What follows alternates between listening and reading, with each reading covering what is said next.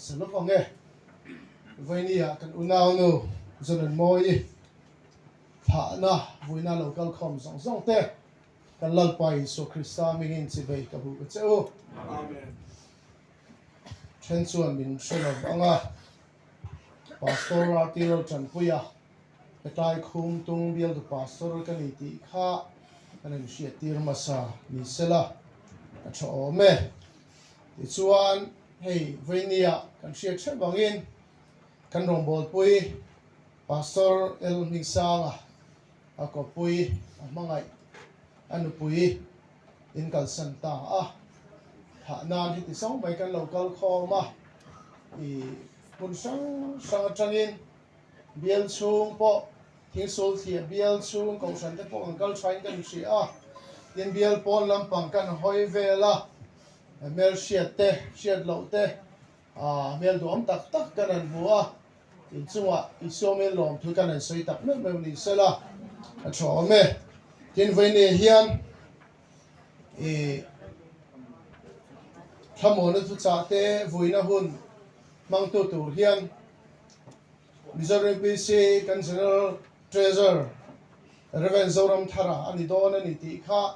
mi pui te kan in shia tir ni sela a tho me ti ro le ro chuan pastoral mi sa ma rong bol pui pastor te eng mo sa me rong kal kho ma thin lunga ne a lom hle in kan an shia sunga chuan in bing merin in zavain kan lam vek seng lo chewanga imisia thiam kan an be se ya ti chuan in nakina voina hun program azo to thu khan thala boy pui tu tan min shiat pui tu rata na kan du chu vui tu ina than lak zo khan pastoral ming sanga rong bol pui pastor te khan tha kha kan lak pui du ni ti kha thalak boy pui tu te khan min an shiat tir min an shiat pui sela yan chon pastor te na kan lak pui zo to no khan pastor no pui local ang te ten lak pui le tur khan min lo shiat sak bok anga ti kha kan an soi zok ni sela a tho me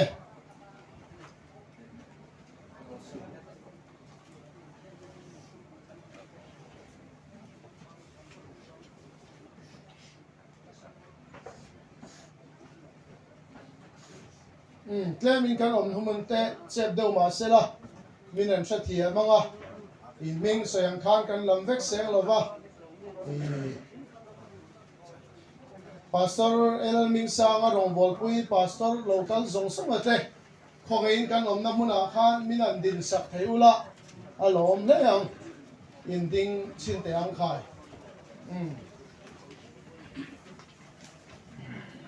hello me okay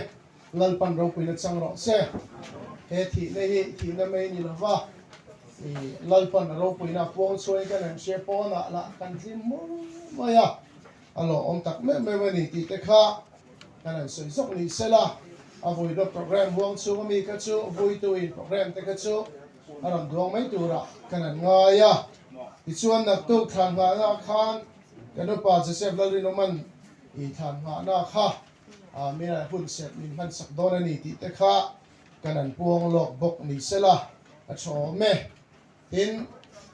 thu kam ni khat le kan an sei du chu thi na hi thi na chong maya he tu nang la ya kan ram bo ro kan she chu ti lai ka ra tai mun kan rong bol pui pastor helening sang an pui in miran kan sana thin gi chong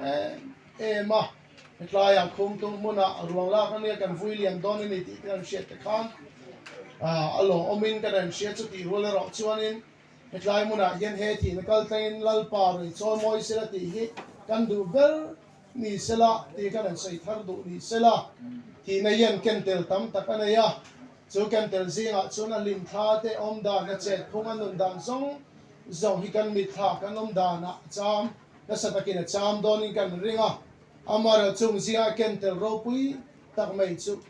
nat na te om to don lova lungai na te om to don lova ni ti hi again tel ro pui tak ani lalpa kinom ro se somi so veni yen thirila na te siom na te lungai na te thapha na to lo na muna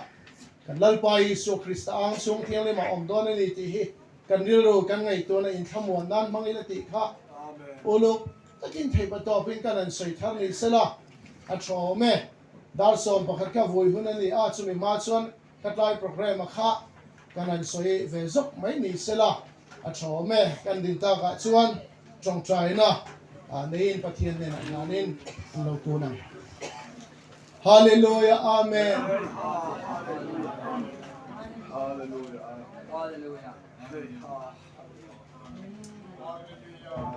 hallelujah Nazareth Yesu nang mali nang ma vini henro din so mo tharam se o kanu na no zone mo ilalpa kan thana ilalpa itharau thiam kil ti thega tharin lo fen se la ivan tu verte tharau ilalpa min han se hallelujah hallelujah hallelujah amen amen amen hallelujah amen amen hallelujah oh is ivan mana all alpa hallelujah amen kan lumay na kan thapa na song tilal pa nang makina malson amit sa tilang sa hallelujah hallelujah amen amen amen amen amen amen hallelujah laliso no kuya hallelujah hallelujah amen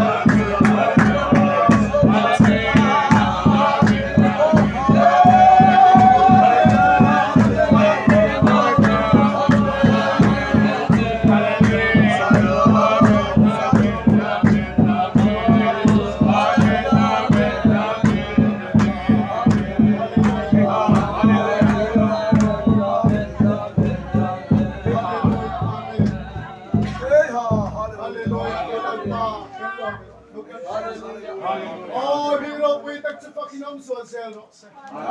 o vini hian lalpa ali kan una nu zon moi kan ron thali ane o vini lalpa kan thai no ro pui so inangi ni bo kan ti kan ding kan oh hallelujah amen hallelujah lalpa kan savai me thara hun khat min suaila kan program chung lalpa nang lo chung kai la o lalpa hallelujah amen hallelujah he thi lo su na kal tang hian ki ro pui se point sun om se la o khum se le ban wai kha ten chak na kan lo mu a in na ta siam thang ngai ten lalpa siam thang kan sang nge ki tu ta he ne an sia kan ngai himal som na min san se kam che koni se lalpa hun khal se pura lalpa infection ro pui chu kan so lan ki se che jo de su Nazareth ki su min thiale min kan sual te ngai dam le in nei ro pui nan kan mun dir che amen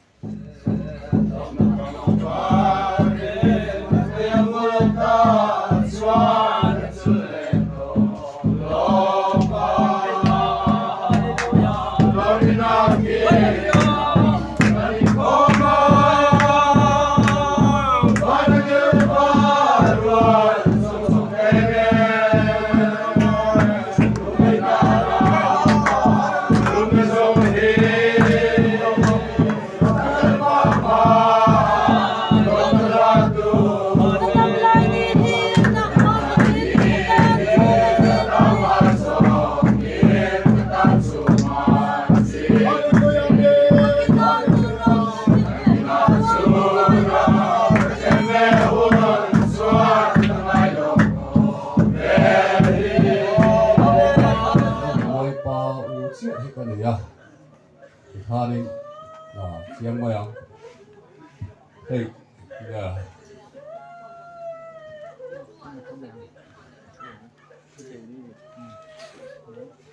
cái giải chân các cặp đón dẻo bốc xia ngồi vòng vòng á apaan moral chung khan đinh thấy nhất đó là ba toàn những cái đồ thấy lại cái hay ngồi hôn chết đó anh phát hiện trang ngoài nhà điện chưa thì đây là ba nè nên giảm nó hắn chẳng chỉ cần hành xia đặt nó này xa này bốc xia thì han cái ru cái xuân đấy xây nó cái này sang lẩu ngà anh đi đâu mấy xuân thì biết nào thì căn cầu sân thì căn số cái đá phân u bố rỡ về lại bốc xia hanin cái bia là dia hàn mua là vui tu các cái bốc xia xuân thầy thấy hay cả u tê cần nào tê ha làm vậy là mà thấy xuân khi vui tu chơi gần câu ta sau đó xuân tuổi các lần thêm thế các thuyền ma hanin hay bố đầu ta anh ròn lẹ lẹ mấy ròn tia thì bỏ vui mặn cả lòng xuân thả nè vui mặn cả lòng xuân lán ho lẽ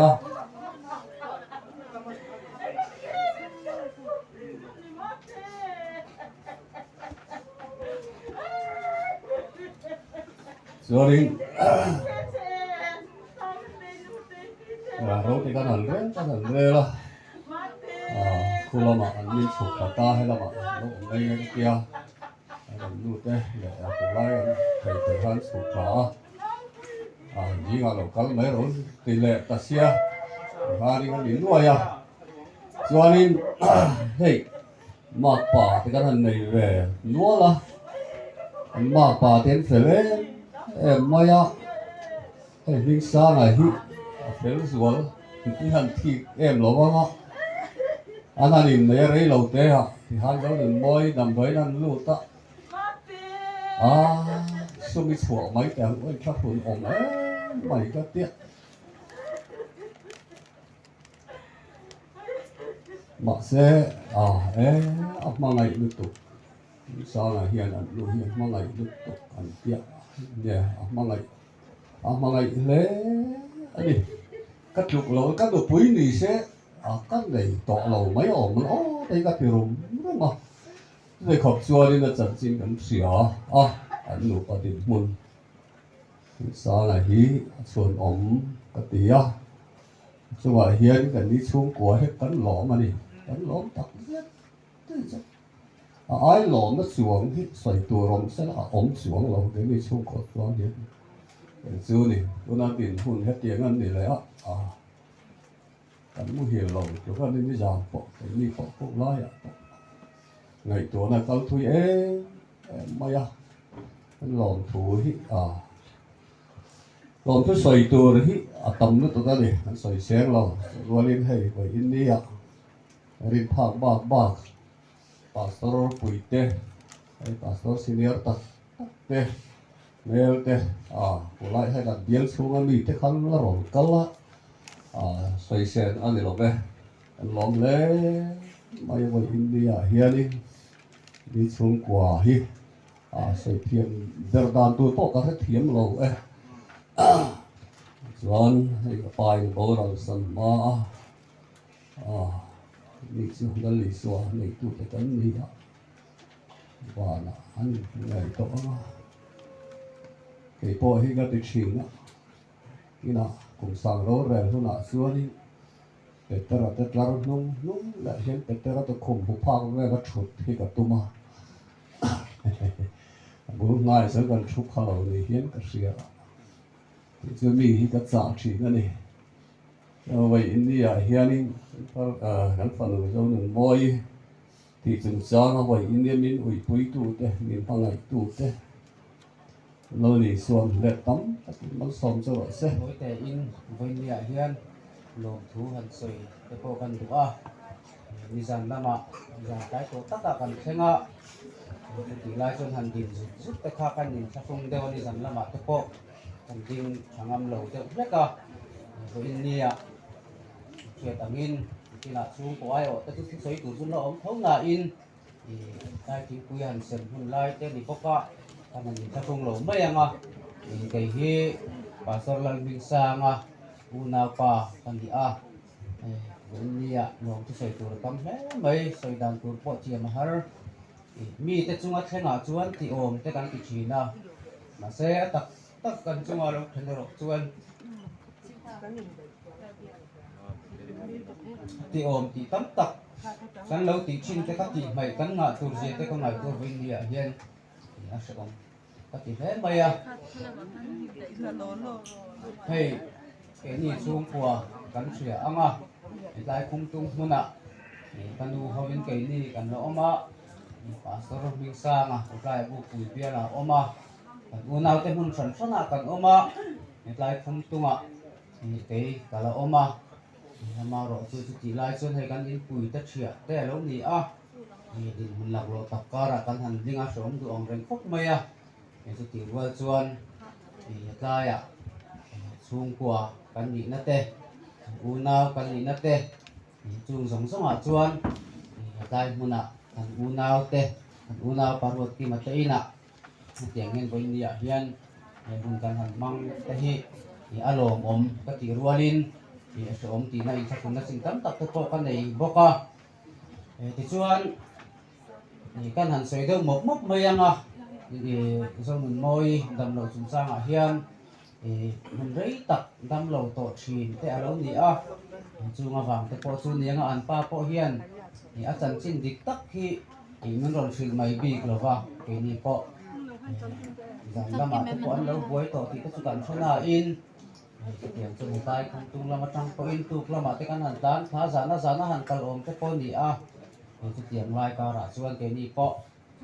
sẽ ôm căn tiền hết mày thì tin số bị bịa là mà trong với nia hiện hay căn bia xuống mấy ni lầu về căn general phơi tu te lai mà là mình hàn ua pin mình hàn quý te tin số bị bịa là mà chuan pastor quý te anh truyền căn cọc quý te nè thì mình hay thì rốt mấy kan general lang foi tu tele Mizoram UPC kan kui pa te kun minan han kui ta hi long thu kan han soi bok li sela chuan bial chung le bial pon atangin mual chuam te ser chip te nung phou te kan soi seng lo lam kim vek kha thei lo tura kan ngai dewa zo kan han soi thei hin pan om te po kha in cha sun om zo ka pe fang te pon yang pe fang bia la tang te ni he zong sai ni voi ni ai lai hun mang turai non kal phom te hi ni long thu kan han soi le bok ni sela bu pui bial lama tangin andom na bial la tangin ni san lama motor alir thei enga mo za tin min zui chho boka bial chung andom na bial chung bu pui bial chung te ke ma ni ko khan mai ni lovin cái mà tụt lại bu củi bia xuống bu củi tua xuống trong cái coin mi anh em mozat in anh run gì bốc à lom thu các căn hàng sấy ni sẽ là để căn hun man tây hàn man chiếm tây har ở sấy bà tự phèn cũng cả ring à tụt lại à chuan thì tai à đâm lộc unao cần dùng cần unao dùng môi bao rồi nọ hiền xuống của tê căn sấy đang đốt đốt mây à xuống của tên những tua môi anh kiếm maya pastor ming sang ani na ai nei chan tir tang to in dam lo har sat na le mak anan to in an chung kwa an mi ti moi tu mi tu moi tu thei to kan su tak me mewa sum le pai ni se atu rang anga thei to so in zo moi chung te en kim mai mi han boi pui chin te lo lam ka ti he a chung te chu kan han soi tel mi boka tin ni san lama apa deuh deuh kan soi me ka soi thiam vak lo ngai tu na tam tak ril ruwa lo oma ni san lama te po ta kung tung thatlanga ni san rei to lama te kan han thleng ani a chunga te po chuan uai me nulat langwal nu le pa te san rei tak thlengin min lo nga kin ni san lama te po tlai war te po thang hem tak te lo mong ka ti le a chung te chu voin dia hian long thu kan han soi du pok ni sela soi thiam te po har ka ti vo india hian ka lom na wang te po ni anga mi thil ton ka soi to ang deuh khan ataka han ton chon soi tur te alo wang ril ru ham hai ve boka mi lo thiam anga lom tu soi tur tak kan nei chung song song a chuan vo india hian tai huna rom kal song song te pol pho atang rom kal te le lai khum tung khatlang that je ka ngai to in lom thu kan han soi ni sela ange me ô cầu sản hùng sẹo hành hai em bị chỉ bị làm bằng hùng cái hành hàng về lúc bằng cầu sản khai này đủ to các hùng hành thấy dòng nan ăn cá là khai mình sẹo lâu mấy tay là thang này ở cái lai in pa lâu kinh hi kê lên hùng thang hi khung tung branch em bị chỉ bị vice president cái lai mấy cái này hay em bị chỉ bị member kan member pui dâu nón môi hết cái này cho nên chung là khát cái cho dâu nón môi bột cắn cái đó mà thì cắn cái rất mẹ cho nên cắn rinh lẩu lá ta có nhang chu anh bố rồi ta thút men là nó sẽ ôm tắc tắc tua ra đầm đồi in hôn nó cả lăng ngà tiền rèn nè tuần hôn nạc thế thì cho nên cắn lâu in rừng lâu lẽ mấy tí khá cần soi phá xa đồ anh ấy tham gia là đâu cũng là soi phá bằng khan hết tiếng ăn hôn hiền những tiếng ăn thì mấy là tu nạc hiền chẳng sao lòng mấy tôi cần khóc mấy lệ em ấy chỉ bị cái hiền này cần men bát cái bầu là nông hiền quang trung hòa thán là bằng par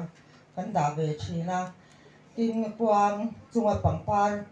cần đá thì mi million abi hausale mi huai hong de ko poina ang khata thalak pui tur te ani theina turin tien kan ti ani a mai ro chu kwang chin chaina na pangpa phun tel tura akan ti do sia ti an om ero hi chuanin le kan hial thei haulawa kan tu thu sam chuan chu tiang ang chu ti lo sam tlangila in ang khat lang tian quang te po hi thai ila ti kha emichi pi chon kan du dan ania tu na hianin a thanan emichi pi ten quang chunga pangpar kan han da anga tin member te khanin pondung sinin than moi thim khan pi zong noi hi tha tur ania kan savai kan tum chho bok don ya emichi pi member song song te tu na quang chunga pangpar lâu tháng này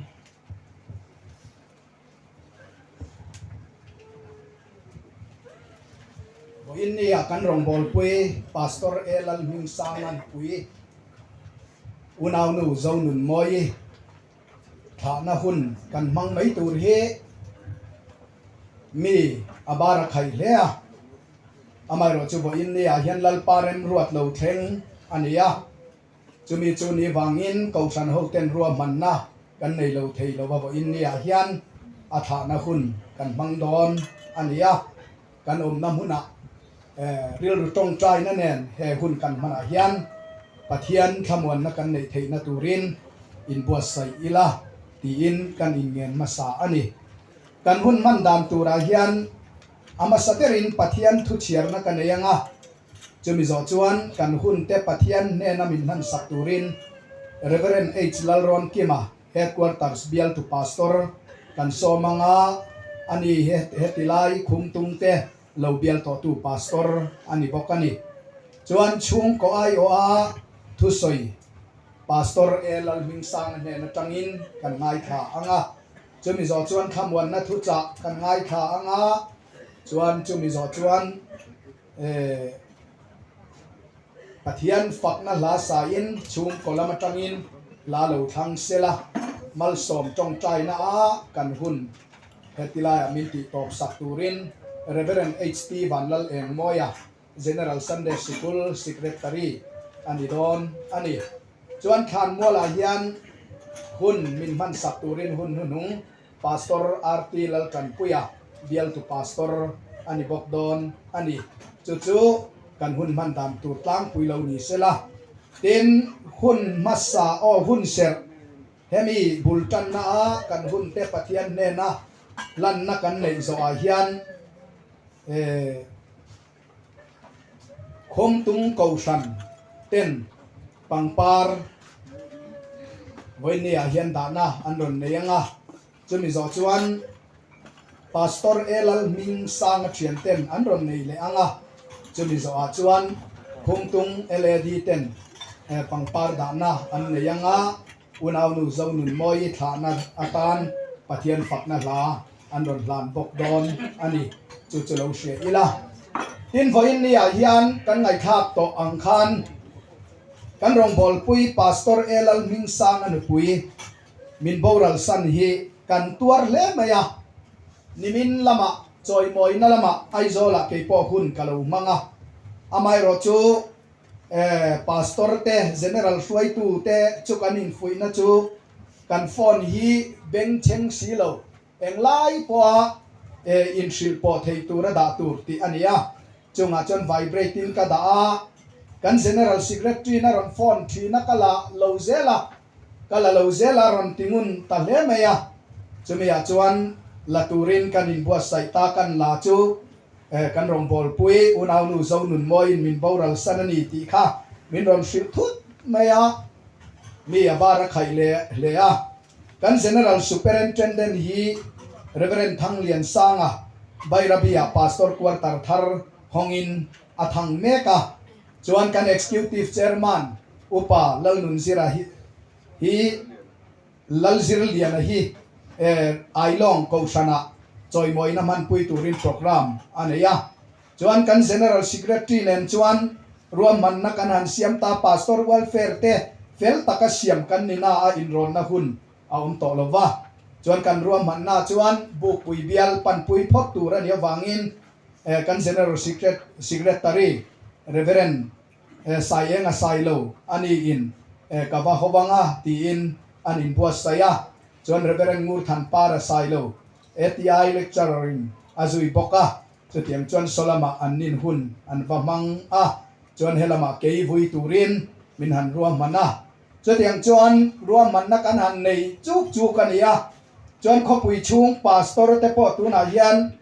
bial la program poi mo lutuk nei lo chu kan lo kal kim de uveka tin ruam man na kan siam nu hian ni zamdar khat le achan ve khan kan pastor pui tho etiaya kan principal pastor pilal rin omapa dar khat le achan ve khan min boral san le thuta chuan chunga te po chuan ani po in thasung le a vai tina vui turania ruang an zui chho nga la chu tiang chuan helam ron kaltum ani po voina hian ril ru tong trai na kan ne ya te po khan lo tong trai pui ila atha ange chu mai ni lovin khopui chung pastor baka hetilaya kan rong bol pui pastor elal mingsang tor pui turin bial san sanatangin pastor te hei in mel kan han mu hi kan lom ema athamuan thaking ka sia a tin chu mai ni lovin an om na hi marchak district ania chemia chon district chairman te secretary te superintendent te anni po an ron ho thapa chu tiang chuan tin kan pastor mai ni lovin kan upa te tin pastor na puite mangai tu mun san sanatangin ko san lo te po voina kan local khoma in chunga lom thu kan soyani tin voin ni a hian min lo hriat sak tura kan han du achu kan mi poi mo te kan vuina hian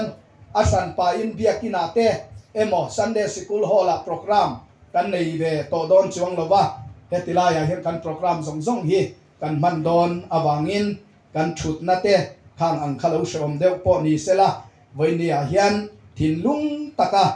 he kan hun man kan mi poi mo tak te chung kwa a har sat na thina lo thenga hian he vuina hian min riat thiam sam kan han be sei ani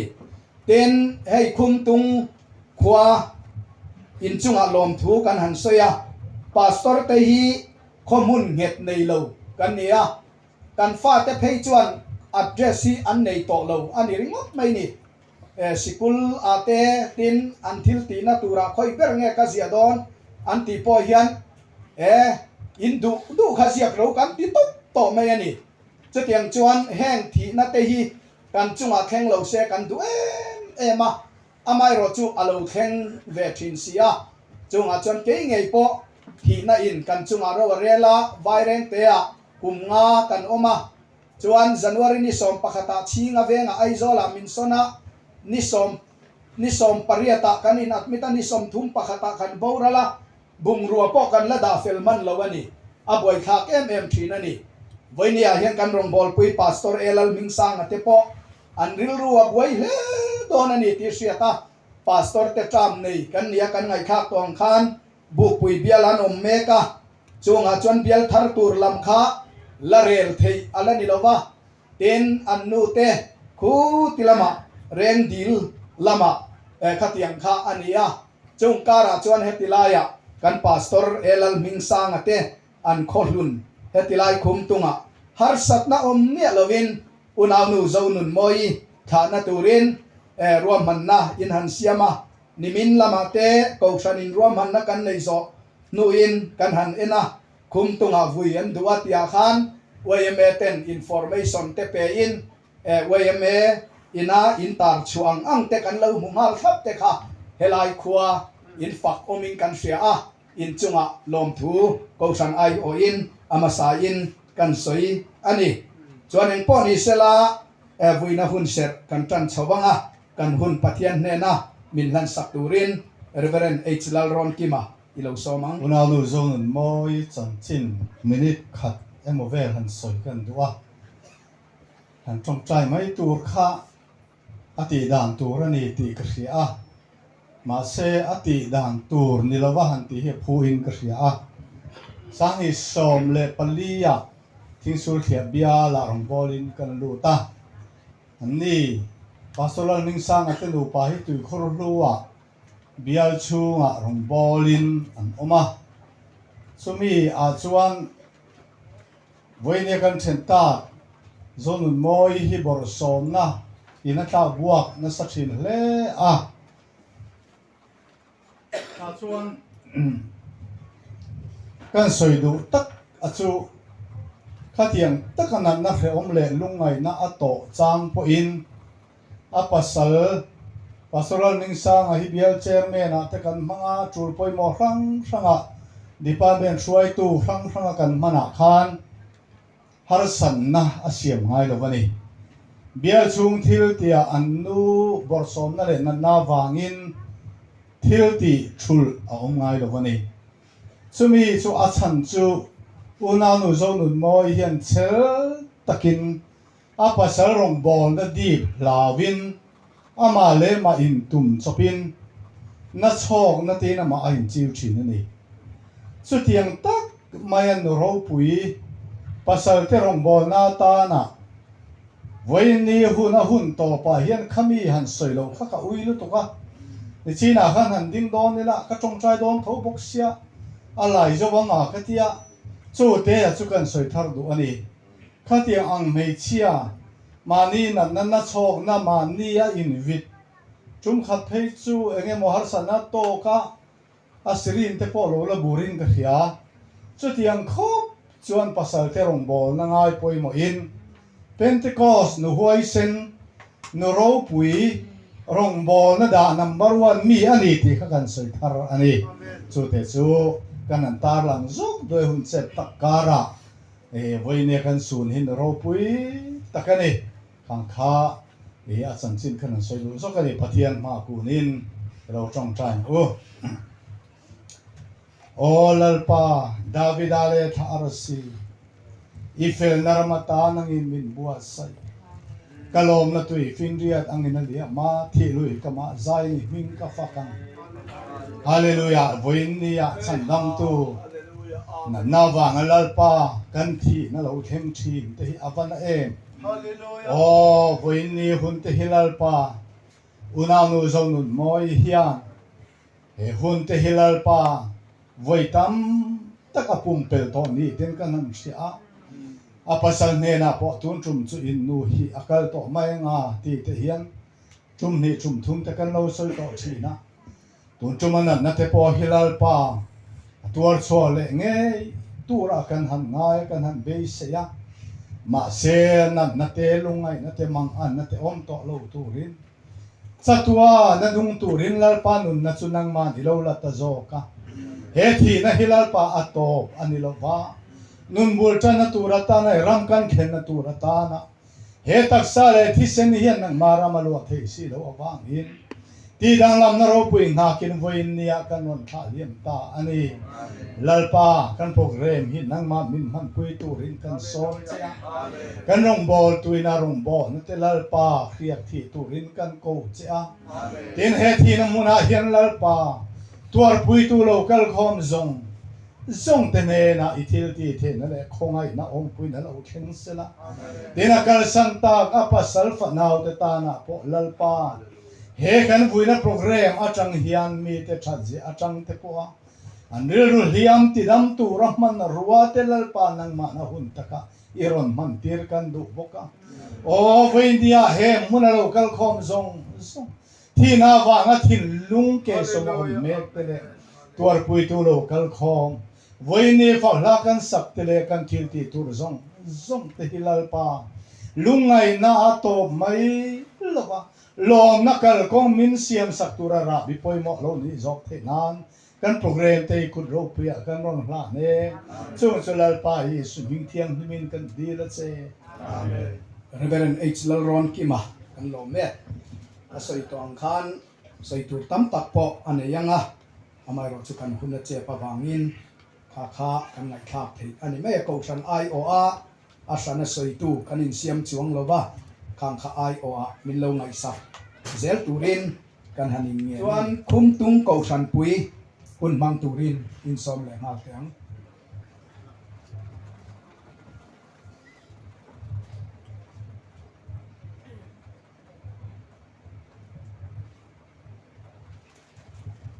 pastor welfare lamatangin he kan rong bol pui unaw nu zo nun moi min han kal san tamei hi kan ui ema chumia chan pastor welfare in kan ui na lan tir nan cheng sing sari kan in peve thina chu an pa in min lo don saksela chuan pastor Mizoram UPC pastor welfare IO in reverend lal om puya silal om puya ATI lecturer chung te hun mang turin lo somang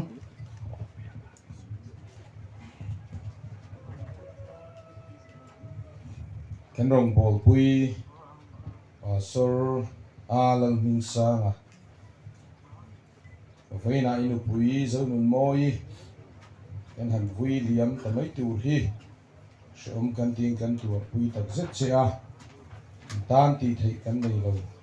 ma se voi ni hian pastor welfare ten kan lo ti ta angin ara na sumata na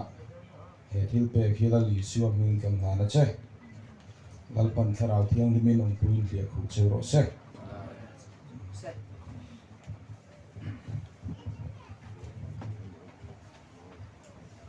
kanin se thiam zelanga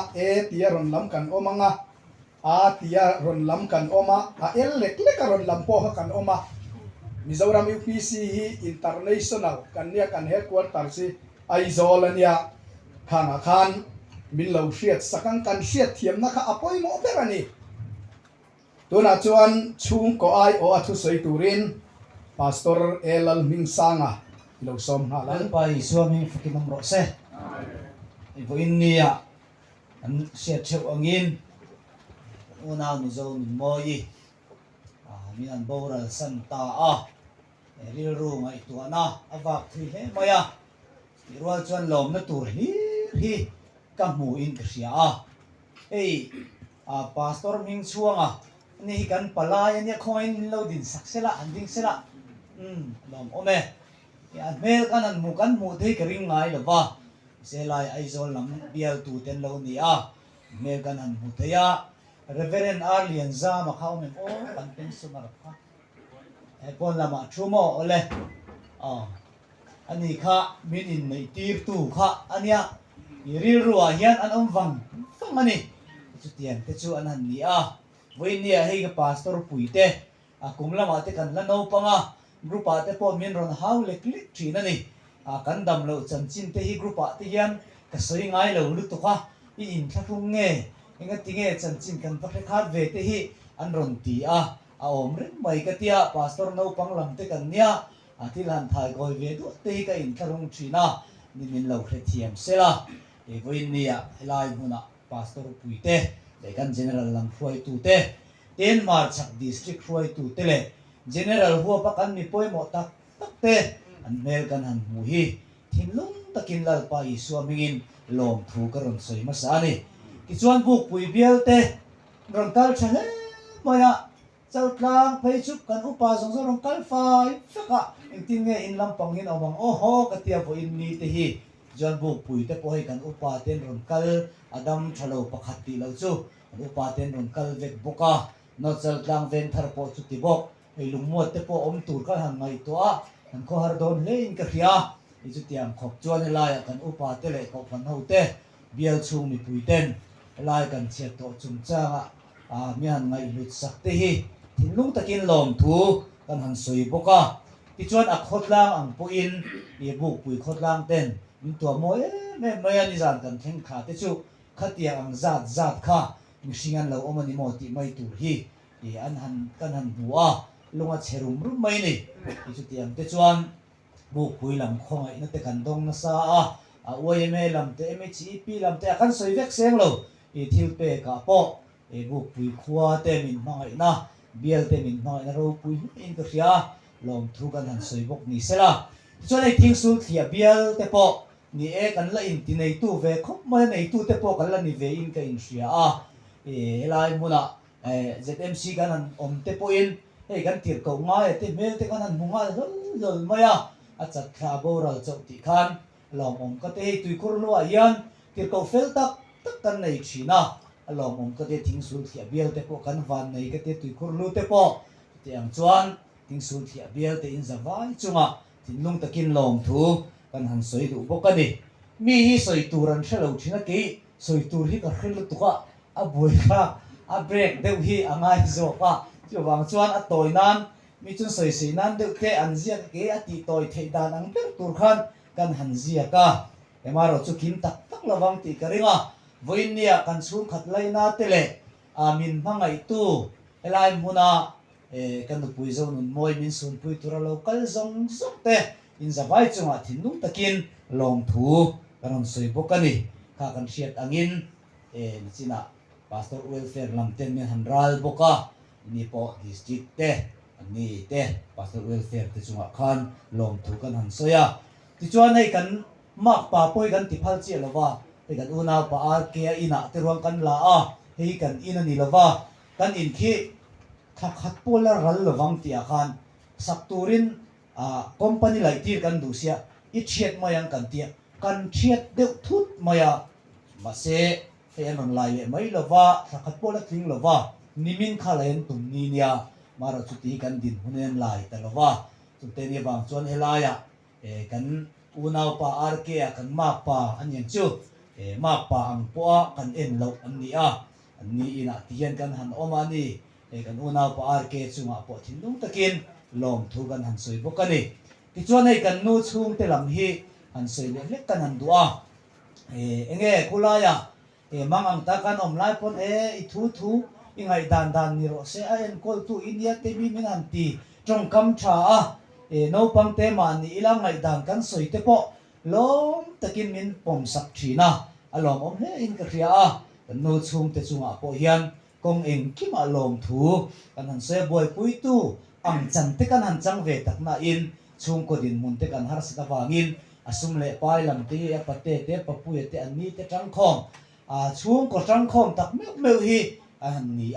chawang chon an ni chung kwa zara yang kan mual polo ve ram nin ka in sia sum le pai lama te po the to pin na satakin min han tran pui thi lai te hi alom om ka tia lom thu kan han soi to tun hi kan top na ni lo kan la in chung reng don ni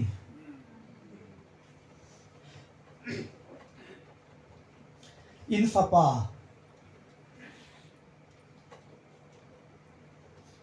kala ni renga ni ti hi voin nia min riat sak ula chung ko chiat thaka te po min thei nge lo ula te kha voin nia zo moi chung te cha kan han soi ve ni se ti chuan adat dang tlang pui kha han soi le zor kan han do kha kan nau ti ho ro pe ron soi zor to kan upama man ron soi to boka ani khan ni emin kal pui tu nia a chan chin siang na te kha na oma khalam pang khachu ka soi thui vak lovela tun tumpi ka zirtop ni chanulam chamalam khan alo nom che lova ni lai thotan zana khosik kha zirtop ni a khan ti tur poi mo chal tlang ka nei wangin kal kalo tuma maro chu zana te khosik ta ka vai ka kal le lo mai don mi nak tu jing chu le ka te jing tho photila tia jing kan han tho ka pakal ro atia dar nga le chan ve ve la ka tho no chal tlang lama ka vatlan pheya em qua về chắc vấn đề chọn cả vật hiện thấy nô đa sống về khan ví dụ đón tới mà tới đón lâu đều nghe nhỉ cái thấy rám chọn đón man mỏ la cái nuông chia lâu đều và thế thì tác xung mà lệ cái dầu har tổ là bằng căn tia anh tỷ lệ chân tụt sẽ rồng pay mấy tệ rồng tia cái nuôi này tia mà thì mi rồng phone mẹ chọn anh là lẽ niệm cái tia cái inda sọc sọc cái làm hông hal văng văng buộc quay trang cái mystery xoay pakhat po cái hồ sân văng văng thì khăn lâu tí ula kan nu nuam lo niang na tru da kan ngai to don ne ka tia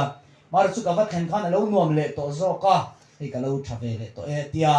e rong te ka bola e ka tia khan lai thim hi ma tang khan nuam lo chho le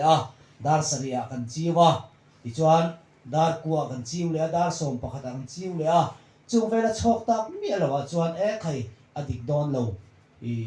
aizol kal ngai ni hi hun pui kalang ka tia kan upan chian su yang khan ka va phone adi ni chung kwaron phein kan fa pa kha an nu na lo om puyan pa in ai zola min han kal puya tu ma kan sil lo kan chen om kan in sidon po kan sil lo kan kal chu ka jing dar ni ve don lai kha ni boxia kan nu te po ka hil chong lo tu ma ka hil kan chen om pa kan upama man ne kal top mai kan ni ti chon kan plan chho zela ya na ti ve em awang khan kal ko nga po voi thum chong trai na e kan nei chhovani po chon ka chong trai na lalpa thì hay cần bùi dâu nun môi đặc sản na thì em he khovela hian la dam tu ra itu ani chuan anat na te min la kian sak la choble chilin ti dam thei ti ka ria ti chuan itan thil lar sa eng ma lo ma se avai adam vek lovani pon atuar thei na te nang man min ti pun sakla tur chil na te nang man pe la chil taka tur turin nang man buat sai la hre om tu tur tir lo la leilung a khovel jin kong te alo to don to ani po in anun na hilamai ro na hi tor tir su ka ti ani pon a heveng chu alu chunga kun hata tong trai ka ni a lalpa hetiang an lutuk hreom lutuk tor tirai chuan a khwal jin kong te ti to turin mun na tinang man min lak pian sak min lak sakla dam tha i ti rem ti ni chuan dam takin kun min man tiro ka ti chu tin chu ka cham adang vak pok cham man ni lo na ti to bok se tho ha deuh nen khan kan upama ma so yang chat thayam perin lam para ti chuan du tlang te kan thenga khumalo om lo an lo chiu le a ti chuan LRM kan khen khan lo chiu le a civil kan khen phen chiu le a ti ka tiang han kal na mun a piang han lo chi wa civil kan khen a an lo chiu khan akalei ron to deuh ania rei po ka tong thei ka ring to lo ka pum ma tang yen mi ron no deuh tat to a ati a min kal san so khoya ma kal son so tia kal son don lo ka tia chon ambulance kan kal phei po in kan kal phei don in BP in check a BP ka som sari le som nga nia a BP kha lo niam to ema AIC wa da lu nga langai ZMC ka ma tlan rang ru ambulance po kan bevek ton lo ting ha la ni ke ma ni ma kan thiat ma kan ambulance te mi lo biak saka chen ambulance ne tlan phei wang wanga ZMC kan khen manang emo ka tia tua ram ro meng ram ro ifa pa ngai tua ro te ka tia khang an ti phei ram ma ti chuan le kha counter ka boi pui chuin ICU chung an lo da a ti chuan ventilator te nen thok tir tumin a veina chet vek to wangin central line zeri ngai la khoi muna po central line an fita an lo nem or lai ka va mo en kan ang don lo ve ka ti a ve don tha khop mai ka tia ma ro chu ka ril ruwa kan kal ko kan tong trai na ka ril ro ron lang nga la freom tuar turin lal pan a phal to lo ba ni hi pathian ne na kan di la lom kan dil nge yalom tu na yen kan ti hi karil ruwa oma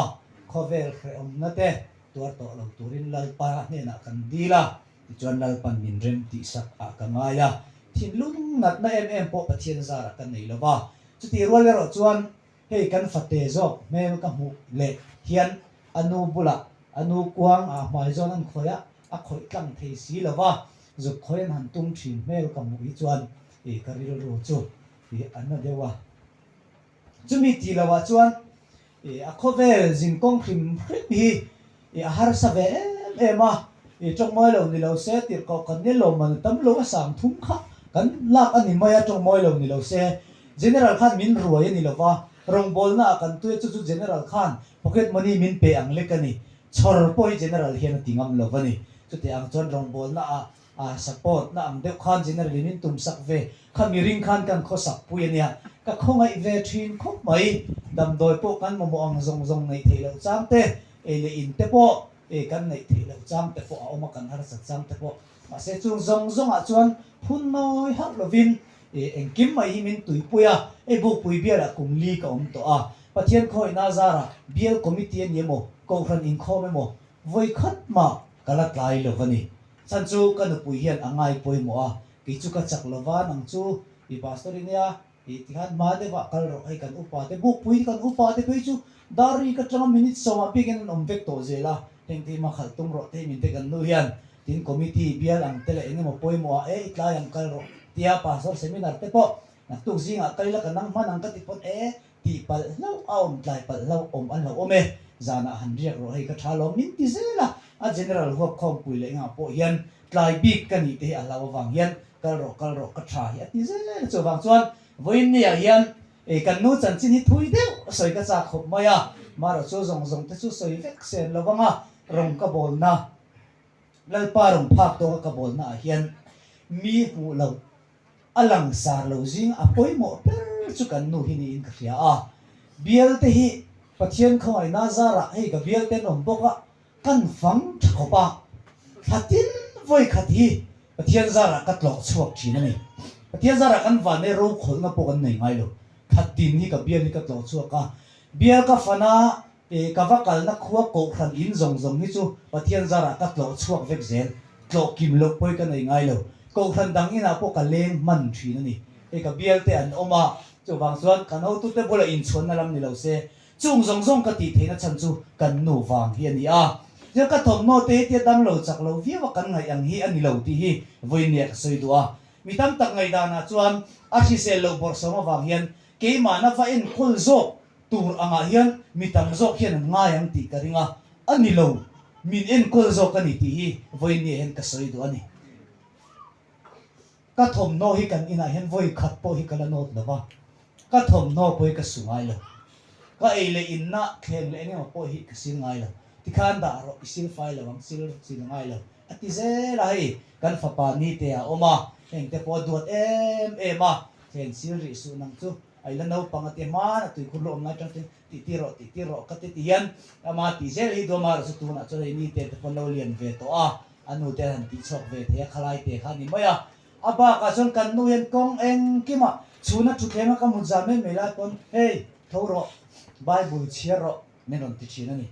jing trong trai kan kal tlau lava ma se ta chon taksa te lo chak lova enge mo tian nom lo nau pang no te mu thap lo deu changa e jing trong trai in khom kan kal khat deu ten e buri chan thap le ngai ti le ro himin ti ze la kan nu hian rong ka bona hian alang lova mi poi mo lu tu kan ti hi voinia kal khom te hian min shiat sakhi ka dua to te kan soi le lo ni kuma khan aba de zu ni som hi paru khan e mi om lo hi chon lala pa min ti maya mi om lai chon min ti ngam chia lova min sa min ti china e lala pa ka ba de ya ti nge kan lomang ngai to te ke zangaman chu ka order eng ti nge kan ti ang le atia e ke chu lo da thala no chal tlanga ibad de ilom nan kan nu pa in thu va soyang miang mola in khom na te kan ne yanga katia e mola thu soi na te kan ne yanga katia chuan a pe vak lo ti ka khria ma se a ni e ti te chuan atia ko khan sam kan kol lai tho kha ni boka no chal tla kan nu pa kan in phur wa wa ni kum zun thla te khan abad de lam nan kan nu pa in holaya thu soi na te kan van ya i chu tiang chol sei tur tam tak om e kan nu hi e no ro pui tak ni in ka khia a taksan at em lai ko ane bial ka fang lo mai don mi kan ti ko vakal ro ikal hian ka dam zo ikal don a riak min thila min tong tai la ka damang ni tia nom sam lo chung chung te hi riak the thi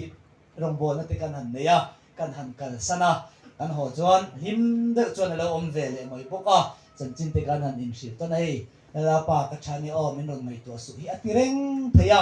a chel he in ka khia e chu tiam te chu kan pui hi ni a ka en kol big lo ani pon min en kulani ti hi veni local khom te bula kan han soi duwa a soi tur tam tak o ma hun kan la rei don tu kin ka khia ke rem chang te pol lo manga pon ni se voi ni min mangai tu local khom song te in zawai chunga thinung takin lalpa i suamingin lom thu kan soi ni ti kha kan soi tiktok ni se acha ange tong trai na toi te in kan ne nge lalpa chungnong ber kan pathian voin ni a i khong ai mal som te kan changa nangin hun tha te min pe a kan hun chanero chulal pa mi hring lama chuan alung oi thak lo mai se tharau lam thu ro chuan lal pa thi na te hinun le na zo kalo ni awangin voinia iram kan khen te na turata na lal pa kong min buat sai sak kan han tong pe thi kan balom te lulem ine na lom thu kan dong se ni mi tam tak te chulal pa isu ruang mu lo te po in lal pa anwa owa o tui fin riat mo ali thu ka an toi ra ni ti kan sia ke ni ero chon lal pa mangai takin kan en ko la kan khoi the kan duata kan the to kan so the ti kan balom te lulem ngain khanel mo ilalal pa irem ruat na kan vui laba selal pa kan lum te lem don em imi puero kan ngai he don ani khoi takin lal pa isu kan thin lung na tinang man ti dam sakla lung len kan khor na ti lal pa iram mai na man ruata na nang man man sakla voin ni yan lal pa o kai ni chung ko le ko khan ho te ta na thil ro pui tak min lo ti sak to zong te kan thir hian lom thu kan ron se ni lai ro chon lal pa mi te ton ang te kan tong ve a thina kut bot ten min han ban ve a ke ma ni chan thalo lam chok en lova thil ro pui tak min lo ti sak to zong te kha voi ni a chiar chuaka ni tin kan ta na thil ro pui ti te chuak te turin voi ni kan zain thara ni min ong pui nin ka hoi ang che an no pui ka manga em ne na kan in chen na yen lal pa nang lo tel la nang ma khiat puina ne na kun te bangalal pa elusu na wa indom kuna cha mai lo ba chak na thar kan mu jok ne turin voin ne ikhona kan ron nge ne kan hun man tur jong jong ro puya han chungin chandam tulal pa hi sunging tiang limin khona tam bi le amen chung kolam ai o atangin pastor elal ming sanga ni ron ding chuaka puitling le mai lalpanani po thamuanin malsom zero se oina hian pangpar da du emo ron trap du emo khang ang khatu maronin thasung lo ula kun ser kan man chunga po hian he kan hun hi alut ema wangin tu maronin thasung lo ula kan soyangin thil ni thut thil ani awangin khalaya kha mi puipon loin sethia mila kanin ngem ani chuan a thian te kha an om lo ani chuan an da to mo thamuan na thu cha kan ngai tha do nanga chuan eng po ni sela boina hian ti dan phung pang ngai mi thi buina hian he tia ti tu ti thep khopa om lo wa pathian thu ka chiar chung zong hi kan dinganga ten kan om na te a in chen lo wa wangin ding thei lo kan om ani pon kan in phut lo wanga chuan chumi zo chuan ngoi rengin boina hian kan sun tak me wani ti kan lan tiam nan kan ding chun zomang kan thunga chumi zo chuan thamuan na thu cha kan soi hal don nia a ding thei thei te ding turin kan in som ani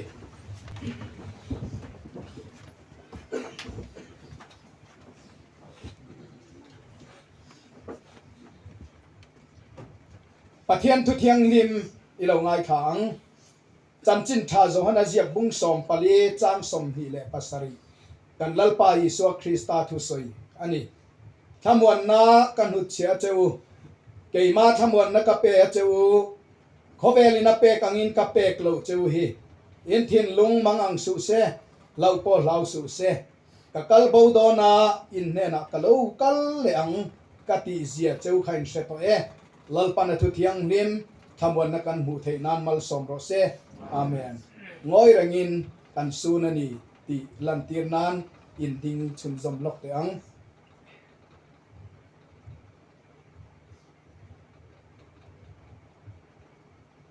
ilo chuang ule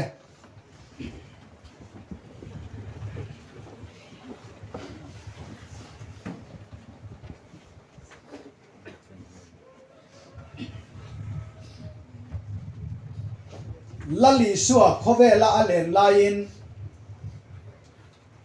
zirtir te akova sangaman lai te kova mishing man tua kasia mang cheu atia chuan an zuya thil mak tam tak an rin lo thengin lali suan atia ni chuan heti lai hian lali suwa a be seina an nei chu thil mak ro pui tak tak te an ti ta ka an be sei chu Israel ten an saltan na ta chan chuak turin zol nei ten Mesia alokal don ni ti hin shin lokani chu Mesia local tur chu be seina lian tak nei in lali suwa Krista kha ani theyang a tin be seinan nei ani chuti lai chuan lali suan thil mak tam takatia ama arin na an nga lai khan kakal bo don ani atile taboksia he in rin iswa hi kathianga phumin ka omanga ka thole don ani ti te soi ta mai se ni chumi a chon lali suan zirtir te an ena ama zui tu te an ena an mang angani ti sia a chumi a chon an soi ta ka kal bo do na atia cholai chon an thapang em a chumi nuwa chon kalo kir le do na ni ti hi sil le a chumi akal bo don le akir le in kara thamuan na tur chu thamuan na ka pe chewani khobeli na pe angin ka pe lo chewi tin chu thamuan na pe chu tharau thiang lim alo khen do na ni ti hi ni ta ni lali shwa hian du tho em a chu thamuan na pe ka chuan khobeli na pe angin ka pe lo chewi ati khobeli na pe thamuan na oma lali shwa na pe thamuan na oma ni ti hi chiang em ani ti ro nimina choi moi na hun kan man laya kan pastor elal ming sang anu pui unaw nu zonun moin min boral san anti lai takhan kan pastor din muntur hi kan ai tua kamit tui atla ni chuan kalut le a ka soya ka puang hala trong trai puyang u ka ti hala chuan kan banga ama pastor elal ming sanga ka va phone ani hian etia ya te ti hian kan noya an lo training kapu ati lo le sar min latia khatiang khopa mangan kara ka va phone han rei po phone ani lo alo lam hala kapu atia asoi main avapoi ve katia ani chuan kapu lalpa hi tha tiro lalpa rem ruatani lalpa ne na lom thu ka soi theiania aram ti halani chu hallelujah lalpa fakinom rose hallelujah varo puyen khovelina pe khamwan nate lali suan ne na mi khamwan na danglam nai toy te kan soi duwa hey pastor kan nia hey ani po pastor ania lusun hi kay ni chung po ka soi tong han ka in ring lo shima pastora kan la upawak lo wa happy yan kan omanga la li so lo kal hi ka hol me yang a ka tia ka fa tenen kan chu pe hol theng tura kai ngai lain kan fa pai na min han boral san thut mai chu mi ka lo vui thi na mi tuit la zoi te hian ka vui thi na ka tuara ni ma se kan chung po theng lo tura ka ngai kha hospital kan hanin dom ran mai chu kan fa pa kum som pakhat mi in kapa kalunga leng lutuk tiin min awa amai ro chu bial led in khom pui kan manawangin abula ka om theilowa apate na om pue zan khwa ina tapa kapa ka ngai kanu ka ngai ka chung te ka ngai ka hodu atia atu ka kan han kal chu atha avamuang em kan fa pa anu le pa kan han kal chu atha muang ani ten aizola thang lai sang hi panga chuan hospital tha tunanga private ala om vaklowa dur o civil hospital doctor tharwalin an en kola jominia chuan january ni somthum pakhata chuan a tha vamuang em anu le pa kan om jumei milawa doctor panga ve lan om narsovin an hual bok ma se kan fa pa ha anat e ma bangin anat na atang khan chu nu le pa te a thamwan na te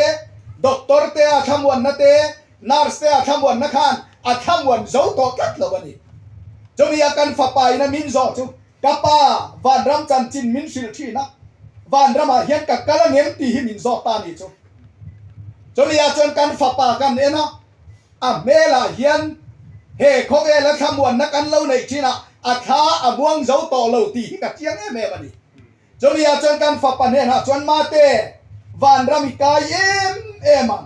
lalpa tharau thiang lim idonga Pentecost nia chu tharau thiang lim chu lo thenga sual anin se chuaka lali suwa chau pathiana an neya sual ngai dam nan lali suwa na pe kangin I suwa mingin sual ngai dam na baptisma an chan ang hi I chung te hian kan chang veka tharau thiang lim idong boka chomia chuan van ram hi kai don ani katia chominia ka fa pa lim mel kha tuna hian ala re ngai lo bani hallelujah hallelujah amen hallelujah voilia hian khoila ya nge kan thamwan tuna hian kan sebek tiro manipura kan sia mani lo ka ko santen biakinan sa chomia min ron dila khilai kan mission field pakhat oma chuan noi ni le ti chuangin biakin thatak kan sa an kha vamuang e ma se tuna chuan hun nunga thil lo theng tu rawangin ramsang anin dawang nam sang anin dawang chung te lo thena wangin chuan khamwan na biakin te chu an lo haral ta chu mai ni lo ine an khamwan na pastor te po chu e khilai kan pastor te pon ke man bela ke ma pon thamuang chuang lawa tuna hian mi zora maron tho kho turin permit kan petani chu male chu mai ni lo inan khamwan na anin le lo te chu an haral zelani vainia hian ka unau du ta khogelina pe khamwan na hian ni thamuang rei tu ka nge khogelina pe khamwan na hi chuan e adai rei lo vainia hian kan rong bol pui unau nu zo nun moi po hi afain ama yesu khoi tuma a khoi thei to si lo zup khoi po ni se anu a khamwan na khan khamwan thei ani to lo jo cho kan hun ton me khi ni hi tro vainia hian en khamwan nai ngei khamwan vainia hian khamwan na dik tak la li suan na pek chu e enge kan ti chuan Pentecost ni a ko san dik tak lo ding tu ra kha khamwan na ataka lo khen na chu ni a จูทำวันนะจูเองกันที่ชวนลลีชัวคริสตาโกสันเรมมิทิขกุลกงคารินาอังอัมโลจูโกสันจูเป็นติโกสเนียโลดิงตาจูเป็นติโกสเนียโกสันโลดิงจวนถ้าเราเทียงลิมอันดงะจูถ้าเราเทียงลิมจวนมานี่ดูดานนี่โตลวินถ้าเราวินาช่วยอังอินลลีชัวเจ้าปัทยานะอันเนียลลีชัวปัทยานันในโตวังอินันริงะอาทุเปกอังอินชวนไงดำนาตูราเปอีชวนมิงบัพติสมาอันจังฮาเลลูยาอาเมนเปเตระเต็มข้าวมัวเงินเฮคอเวลินาติบวยต่อเราจูวังอินไว้นี่อากันรองบอลปุยอุนานูเจ้าหนุนมอยเฮอาปูเตตังอินโอกันติร์กเอาเสียมาเตปัทยันทุชุงอาเดระติงไงละวันนี้ฮะตูน่าปัสสาวะเลลันมิงซัง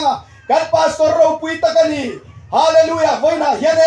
อาวัคำวันข้าเกมตูน่ายันลุงไงมังงังไม่ละจานารวมจุนเลยตุยน่าอมนาเต็นเสียมชีจากนาตังอินจากเลส่วนน่าใจโอนะฮาเลลูยานิลันเวกชีเฮคเวลาจนลุงไงอินจากทีไม่ละที่นั่นเนี่ยเขาเลลลิชัวคริสตัลนั้นที่เสนาบางยันเรย์เราเตะยันเนี่ยเราทำโอ้ยกันสังเกตโดนนี่ฮาเลลูยาเมคำวันนั้นดิกตันในตู้กันนี่ฮาเลลูยาลัลปาเงยจูเอาทงเนี่ยวัดที่เขาจุงนุ่งเบโรเนี่ยวันนั้นตั้งอินเราชุดโดนนี่ฮาเลลูยาฮาเลลูยาฮาเลลูยาคริสตัลที่บอกอันทุ่งโอ้ดูนะโมตัดดังนาบิกัมกันอินโตคอมเลดอนฮาเลลูยาฮาเลลูยาฮาเลลูยาเตรัมโนเนนาวังกันอินโตคอมเลดอนนี่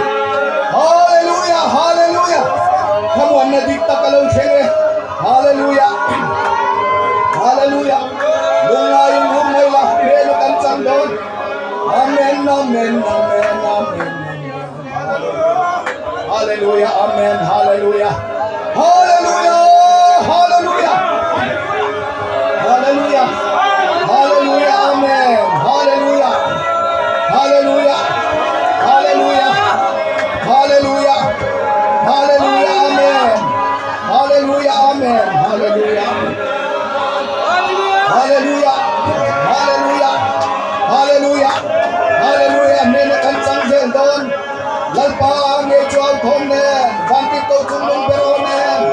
ฮาเลลูยาเราชุบโดนฮาเลลูยาอาเมนเรียบเรียงต่อมากันฮาเลลูยาอาเมนอาเมนอาเมนอาเมนฮาเลลูยาอาเมนอาเมนอาเมน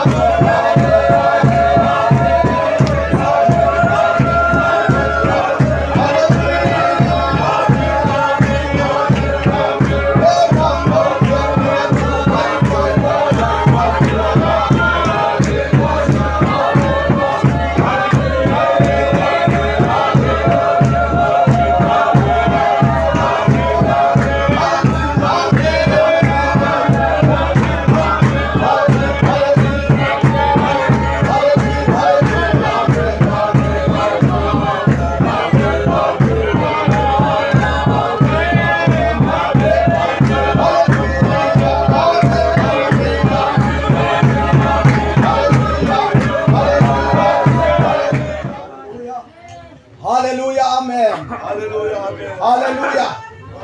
Kan thamuan na hikoveli na pek ang may thamuan kan nilawa. Lali siwa thamuan na diktak kan thamuan nani. Athinan puyaman nen kanin som to si chuan. Athole nan pui poi kanin soma. Lali siwa thina chon lungai na te mangan na te beidon na te thengani ama sui tu tanena. Ma se thina ne athole na chone. Leile bana thunei na zong zong kanena pe kanito lali siwa na ti. Hallelujah. June na tulali suwa Krista atlan na ti senabangin. Oh, suwal ngay dam namin pea. Jumi chang tu te chuan. Hallelujah kan nei zel do na ni. Tutukan kamuan na ni. Jumi kuam te chuan kadam lawer ti to ngay lawa. At chungom te chu suwal ngay daman niya. June na famkin tu unaw ni zonun moy na law chang ta. Hallelujah lalpa fakinom rose. Hallelujah lali suwa rupi rose. Hallelujah. Hallelujah amen. June na changtur chan boyin niya. Oh kanrong bol pui kan pastor elal ming sang ate chungkwa patyan na tholo lang. O tor layan na takhi. Vai niya anu pain mga inaraw pui taklaw lang chuak tahi. Helay mo na lokal tahiyan at takin sir chuak kila. Reylaw te ang mga itulali suwa Krista kan budona ni. Kamuan na di taklali suwan minpe. Jumiya kamuan na ni unang nusaw nun moy. Reylaw te alali suwa lokal hunayan. Hinanay na thole dona ni lalpan na tukan zatan malsomro se. Amen. Kan so ito ang kan chung kolamatanga lathan ka lahian an lathan awama lungay na le buhay na kadawran alawlian ne tilakan sa anga Chuan Reverend HT Van Lal Eng Moya General Sunday School Secretary Malsom na Mintri na nga Chuan kan waya meten halap dam tur anruam han nan waya ta kan la anga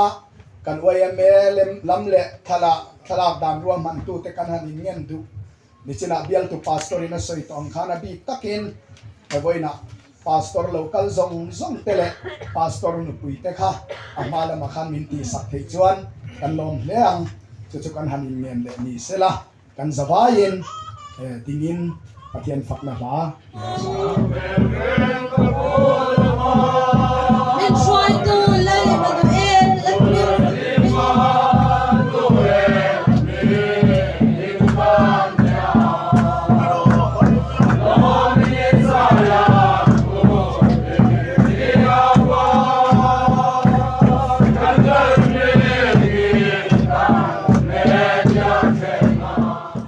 Ilaw trong trai lalpa kanong bol pui kan unalu zo nun moy ali taksa kan zinga hun chung hun tara ama cha na program kan man suhi kan mang zo ta kan zinga wan rei to don lo ali taksa hi ti ali da ya rei lo te kan hu chi to atel lawin ma ni in thwa lalpa kan le to ang ini te hilalpa kan kuwa wan hardon te lule abi takinan enkol an bial kaushan telalpa isu nangin tarawin sen sila nangin lalpa umpui tatamsa jumay pialama chuan he pasal panaw telalpa isu kan ngay tua antati te kan ngay ten afate takte ten adu ne na kakalbi te na pa di anti li te alawla sana ingtin nge pa berna chan ta kan isu tharau telim thil ti te na tharau tiang lim thamuan tu nangin lalpa thamuan la pui ka tamse bethem le kalvari ta thinga mangaya wa min song tu kan lalpa isu Krista thamate mangai na te tharau tilim pol hin na to tak kini tilay munal unaw nu zonun mo ita local com zong tele dan tile mo tinari na kan unaw tenela kan lalpa Isu Krista ngin